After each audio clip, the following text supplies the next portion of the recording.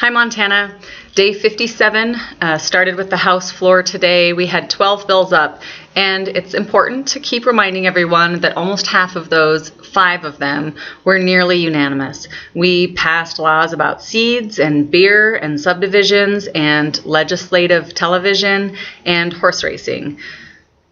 But by far, most of the 2 hours that we spent talking about legislation today on the House floor was spent discussing light bars on pickup trucks, texting while you drive and how high the fine can be for that, and banning Sharia law. Yep. Banning Sharia law was by far the topic that earned most of our time and therefore your tax dollars today. One of the proponents of the bill actually brought up the UN and Agenda 21. So I don't mean to diminish the other good work that we did. We did pass the increased stipend for nationally board certified teachers, which means after it survives third reading tomorrow, it'll be on its way to the governor's desk. But the majority party spent the majority of our time talking about banning Sharia law. And I just think that they should be held accountable for how many jobs did you create today? How did you fund education today?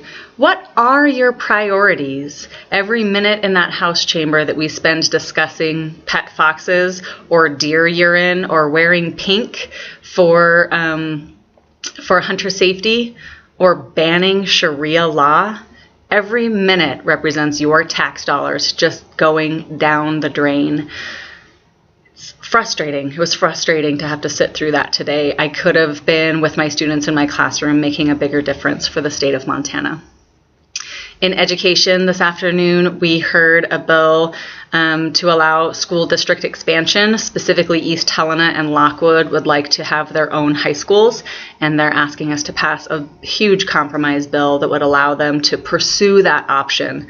And then we heard the preschool bill, which would provide for state-funded public preschool options for elementary school districts who either want to have their own preschool programs or contract out with an approved accredited preschool or with Head Start.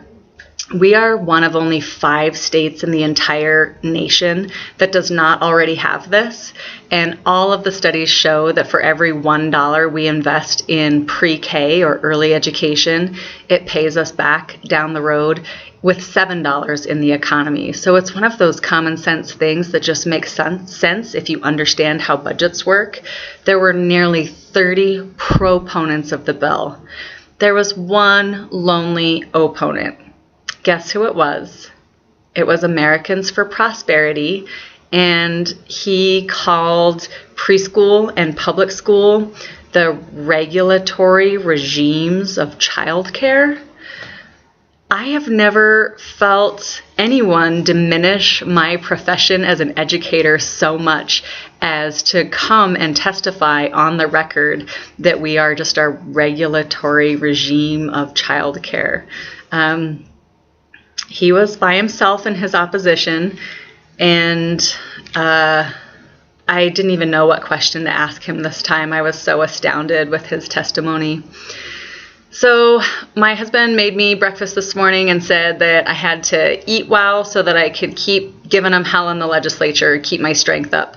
And then at lunchtime, a woman named Rebecca introduced herself to me and said, "Keep giving him hell. We really appreciate that. I watch your videos every day." And then when I got to the House floor, I received the largest bouquet of flowers on the history of the planet. And apparently you, the observers of these Facebook videos, pitched in and bought them for me. So thank you. I am receiving the message to keep fighting loudly and clearly, and I definitely needed it. And I appreciate it so much. I am not above receiving flowers. I love them.